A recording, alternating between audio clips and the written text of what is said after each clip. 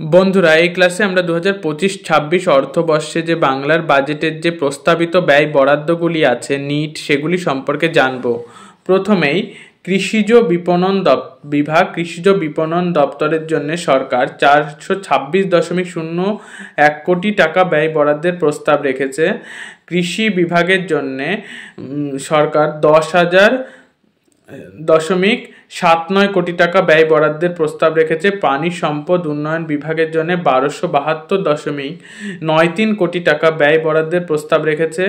অনগ্রসর শ্রেণী কল্যাণ বিভাগের জন্য 2423.80 কোটি টাকা ব্যয় বরাদ্দের প্রস্তাব রেখেছে। উপভোক্তা বিষয়ক দপ্তরের জন্য 139.70 কোটি টাকা ব্যয় বরাদ্দের প্রস্তাব রেখেছে।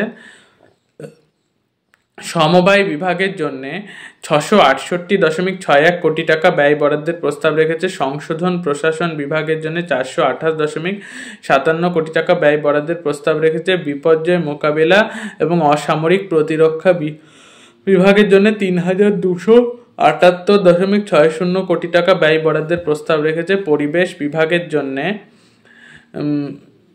107.22 কোটি টাকা ব্যয় বরাদ্দের প্রস্তাব রেখেছে। অগ্নি নির্বাপন এবং জরুরি পরিষেবা বিভাগের জন্য 523.84 কোটি টাকা ব্যয় বরাদ্দের প্রস্তাব রেখেছে। মৎস্য বিভাগের জন্য 530.11 কোটি টাকা ব্যয় বরাদ্দের প্রস্তাব রেখেছে।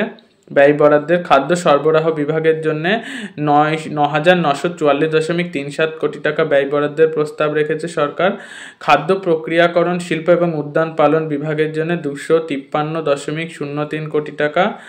বন বিভাগের জন্য 1,091.11 কোটি টাকা বরাদ্দ করেছে। স্বাস্থ্য পরিবার কল্যাণ বিভাগের জন্য 21,355.25 কোটি টাকা ব্যয় বরাদ্দের প্রস্তাব রেখেছে।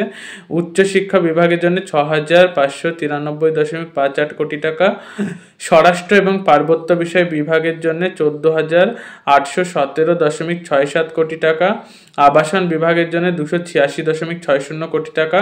শিল্প বাণিজ্য শিল্পোদ্যোগ বিভাগের জন্য 1,477.91 কোটি টাকা ব্যয় বরাদ্দের প্রস্তাব রেখেছে। তথ্য সংস্কৃতি বিভাগের জন্য 990.27 কোটি টাকা। তথ্য প্রযুক্তি এবং বৈদ্যুতিন বিভাগের জন্য 211.57 কোটি টাকা। সেচ জলপথ পরিবহনের জন্য 4,153.84 কোটি টাকা।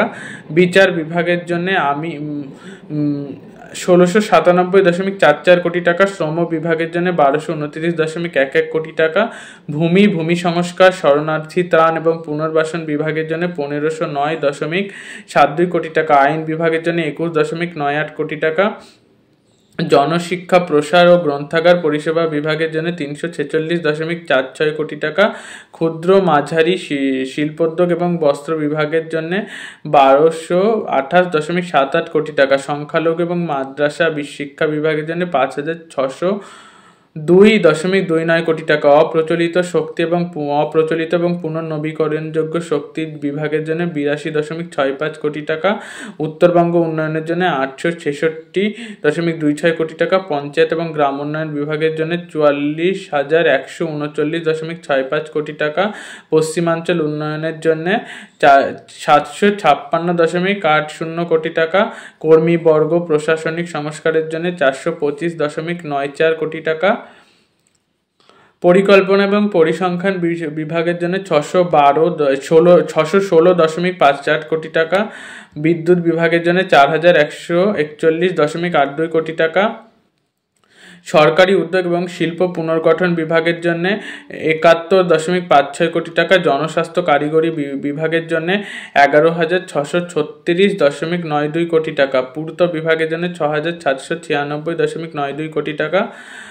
বিদ্যালয় শিক্ষা বিভাগের জন্য 41,153.79 কোটি টাকা। বিজ্ঞান প্রযুক্তি এবং জৈব প্রযুক্তি বিভাগের জন্য 80.59 কোটি টাকা। স্বনির্ভর গোষ্ঠী এবং স্বনিযুক্তি বিভাগের জন্য 798.58 কোটি টাকা। সুন্দরবন বিষয়ক বিভাগের জন্য 631.55 কোটি টাকা। কারিগরি শিক্ষা প্রশিক্ষণ এবং দক্ষতা উন্নয়নের জন্য 1423.86 কোটি টাকা ব্যয় বরাদ্দ করেছে সরকার। পর্যটনের জন্য 523.98 কোটি টাকা। পরিবহন বিভাগের জন্য 2,273.29 কোটি টাকা। উপজাতি উন্নয়ন বিভাগের জন্য 1210.13 কোটি টাকা, পৌর আর নগর উন্নয়নের জন্য 13,381.68 কোটি টাকা, জলসম্পদ অনুসন্ধান এবং উন্নয়ন বিভাগের জন্য 1669.74 কোটি টাকা, মহিলা এবং শিশু বিকাশ এবং সমাজ কল্যাণ বিভাগের জন্য 38,762.03 কোটি টাকা, আর যুব কল্যাণ এবং ক্রীড়া বিভাগের জন্য 840.03 কোটি টাকা।